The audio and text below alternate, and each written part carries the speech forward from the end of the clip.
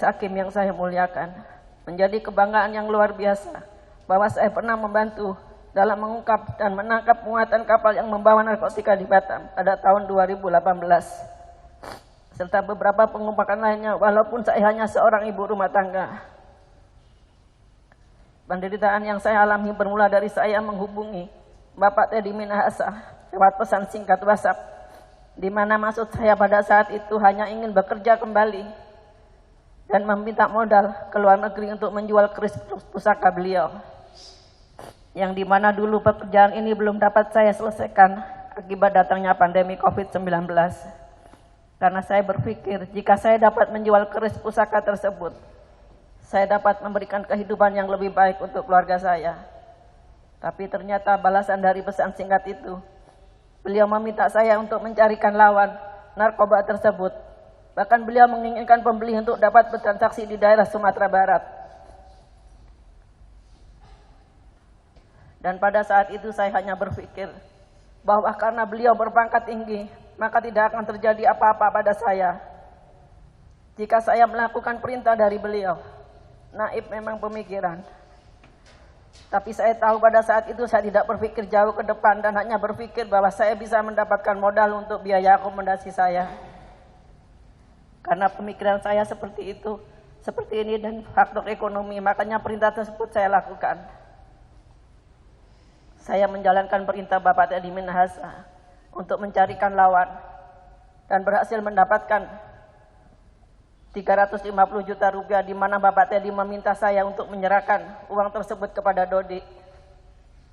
Di mana dalam persidangan yang berlangsung, malah saya dituduh sebagai seorang bandar narkoba, yang dimana dikatakan oleh Bapak Teddy Minahasa bahwa beliau tidak pernah menerima uang tersebut dan tidak pernah memberikan perintah untuk mencarikan lawan atau mencarikan pembeli. Pada akhirnya saya difitnah oleh Pak Teddy Minahasa dengan dalih sakit hati karena dikatakan bahwa saya tidak telah menipu beliau. Padahal tahun 2019 saya saat gagal penyelidikan di Laut Cina Selatan, yang beliau lakukan bersama saya saat masih berada di kapal, saya sudah meminta maaf karena belum berhasil. Dan saat itu juga beliau berkata sudah ikhlas dan memaafkan saya. Namun pada persidangan ini beliau terus menyudutkan saya, seolah-olah saya adalah seorang bandar narkoba yang besar, sehingga perlu dilakukan skenario penjebakan seorang jenderal yang besar dan aktif. Padahal sudah jelas dalam pesan singkat tersebut, beliaulah yang menyuruh saya. Majelis hakim yang saya muliakan, yang terhormat jaksa penuntut umum dan penasehat hukum, sebagai penutup saya mohon kepada yang mulia majelis hakim, sudilah menerima nota pembelaan saya ini.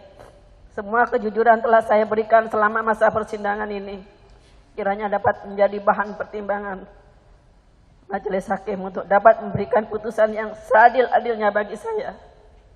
Kini saya serahkan masa depan saya kepada putusan majelis hakim. Selebihnya saya hanya dapat berserah kepada kehendak Tuhan.